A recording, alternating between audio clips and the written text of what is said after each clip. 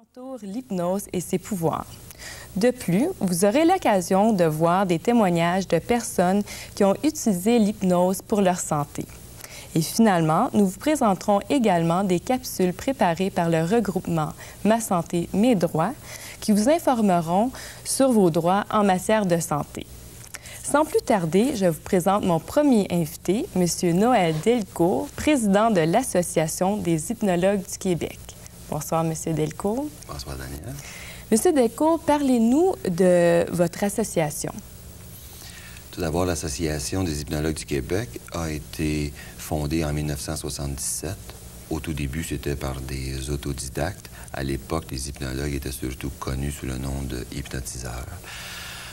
Depuis ce temps, l'association a beaucoup évolué. Plusieurs professionnels ont joint nos rangs, des professionnels de toutes sortes, des denturologistes, des infirmières, des psychologues, des psychoéducateurs, des gens que nous en avons réunis quelques-uns pour pouvoir présenter dans le courant de l'émission. L'association, depuis 1977, s'était forcée de monter une banque de données sur les différentes choses que les hypnologues font.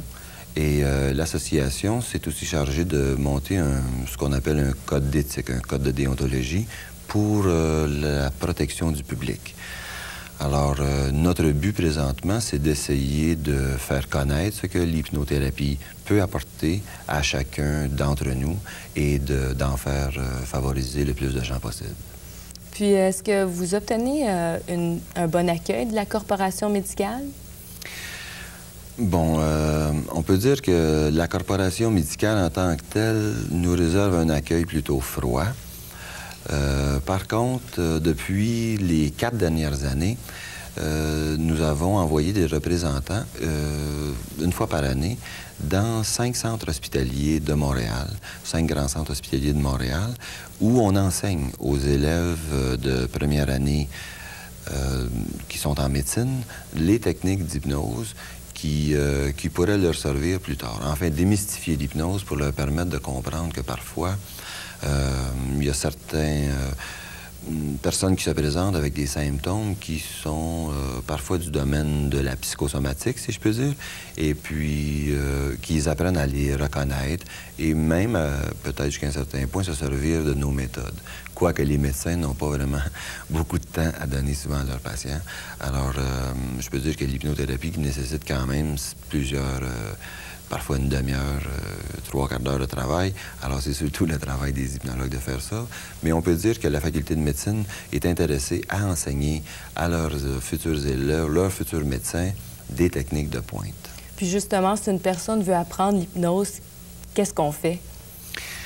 Bon, pour apprendre l'hypnose, dans le moment, l'association s'est chargée d'accréditer certaines écoles. Des écoles qui donnent un enseignement complet en hypnose, des cours qui ont été préparés parfois pour des professionnels de la santé qui n'ont pas besoin d'autant d'heures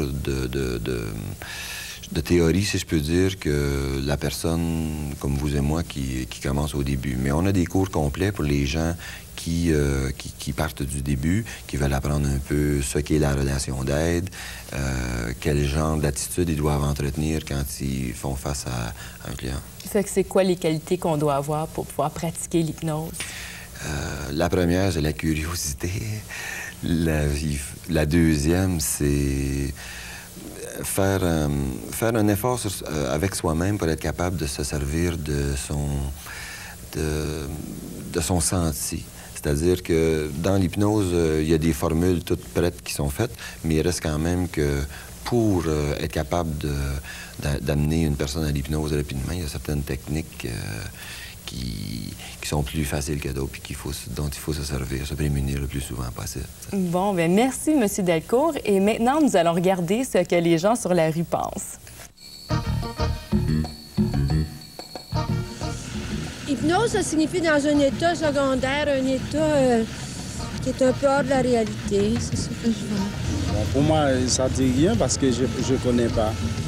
Ça ressemble, à mon avis, à un petit peu l'état dans lequel on se trouve quand on écoute la télévision ou quand on va chercher des ondes différentes dans notre cerveau.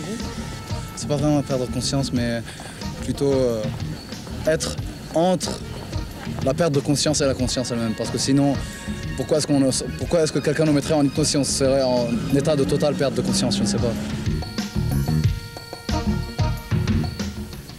Maintenant, je vais vous présenter un des membres de l'Association des hypnologues du Québec, Mme Cornelia Oana. Bonjour, Cornelia. Bonjour, Daniel.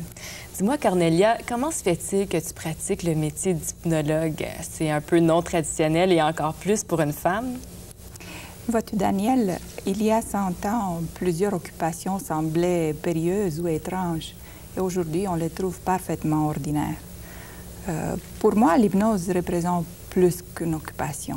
Représente un choix que j'avais fait un jour de changer une attitude bloquante, négative, dans une expérience positive enrichissante.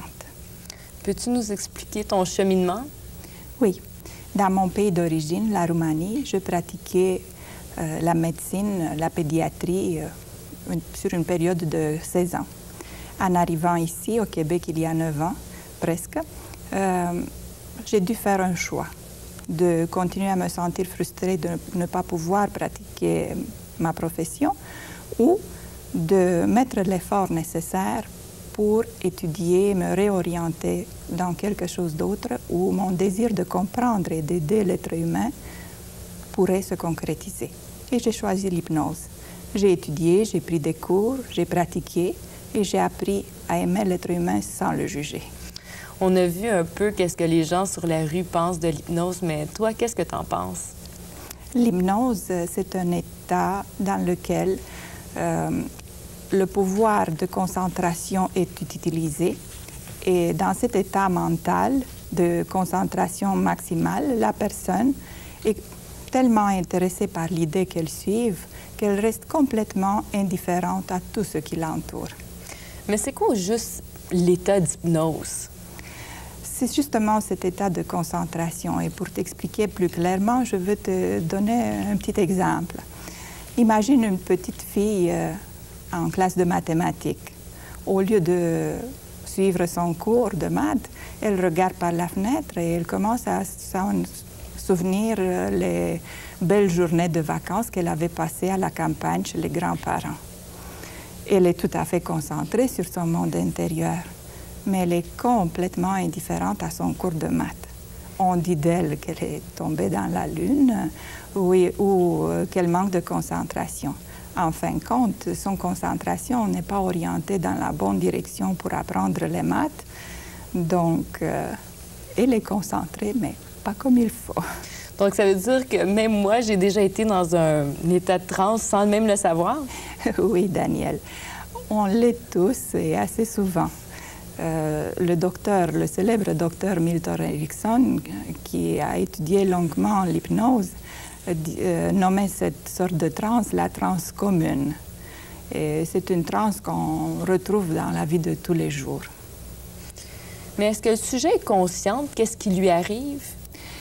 Oui, le sujet sait toujours qu'est-ce qui lui arrive. Et je veux revenir à la petite fille. Au moment où son professeur de maths réussit à capter de nouveau son attention, elle revient en classe, mais elle sait bien qu'elle n'a jamais été partie, qu'elle a été là, mais qu'elle a manqué un petit bout. Elle ne peut pas apprécier la durée de ce temps qu'elle a perdu, mais c'est comme si pour elle le temps s'était arrêté, mais pas pour les autres étudiants.